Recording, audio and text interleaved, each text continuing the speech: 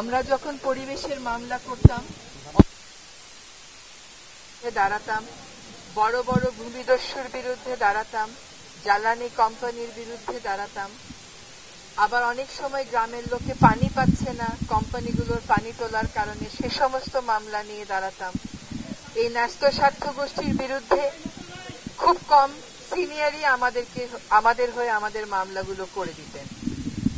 Hasan Arif sir ছিলেন এমন একজন আইনজীবী যিনি সত্যিকার অর্থেই জনস্বার্থকে প্রাধান্য দিতেন।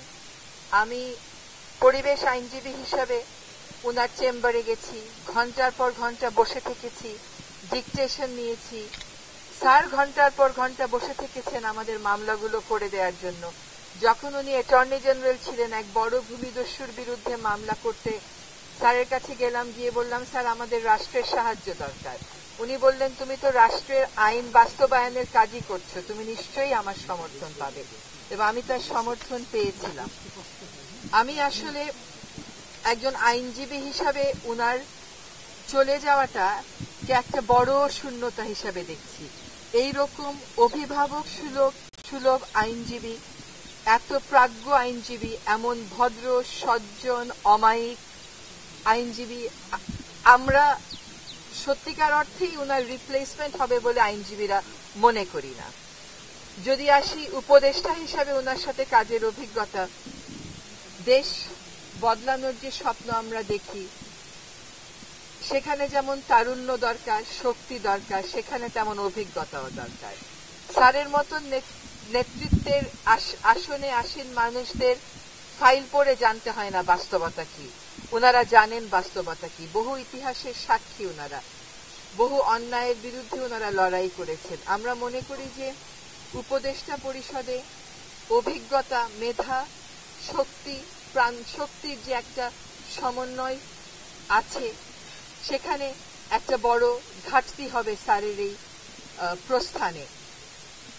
উনার মতন মানুষ রাত 9টা পর্যন্ত প্রতিদিন কাজ করত। যতবার ফোন করতাম ততবার উনি ফোন ধরতেন। আমি যেহেতু একসময় পরিবেশ আন্দোলনে ছিলাম, আমি যখনই কোথাও বালু উত্তোলন হয়, ভুক্তভোগী মানুষেরা আমার কাছে পাঠায়, আমি ওটা স্যারকে পাঠাতাম যে স্যার এটা আপনার মন্ত্রণালয়ে। শেষের দিকে এমন হলো যে স্যার আমাকে পাঠানো শুরু করলো, দেখো এখানে বালু উত্তোলন হচ্ছে, চলো আমরা একসাথে কিছু করার চেষ্টা করি। অনেক কর্মপরিকল্পনা ছিল স্যারের, ট্যুরিজমকে কেন্দ্র করে, ভূমিদস্যুতার বিরুদ্ধে, বালু উত্তোলনকে নিয়ন্ত্রণে আনার বিরুদ্ধে অনেক কথা হয়েছে এসব বিষয়ে। ওনার চলে যাওয়ার মাত্র 1.5 দিন আগেও আমার সাথে প্রায় নিজেই ফোন করে নানান বিষয়ে 20 মিনিট কথা বলেছেন। আমরা সবসময়ই স্যারকে একজন সৎ, দেশপ্রেমিক, প্রাজ্ঞ, পরিশ্রমী মানুষ হিসাবেই মনে রাখবো। এর ভিন্ন রকম কোন রকম ভাবনার আসলে কোনো ধরনের কোনো সুযোগ নেই। আপনারা নিশ্চয়ই স্যারকে ক্ষমা করবেন, এটা আমাদের দাবি। কিন্তু আসলে মনে হয় স্যারের কাছেও আমাদের কিছু কিছু বিষয়ে হয়তো ক্ষমা চাওয়া উচিত ছিল, কিন্তু তা চাইতে পারিনি। স্যারের যে বিনয়, এই বিনয় তার পরিবারে, আমাদের সকলের মধ্যে, তার কর্মস্থলে নিশ্চয়ই একটা প্রভাব রেখে যাবে। আপনারা সবাই স্যারের জন্য, তার আত্মার মাগফিরাতের জন্য, তার পরিবার যেন এই শোক সইতে পারে, সহকর্মীরা যেন আবার নতুন উদ্যমে তার শিখিয়ে দেওয়া কাজগুলোর কথা মনে রেখে তার যে পরিকল্পনাগুলো ছিল সেগুলো বাস্তবায়নে কাজ করতে পারে, সেজন্য দোয়া করবেন, প্রার্থনা করবেন। সকলকে অনেক ধন্যবাদ।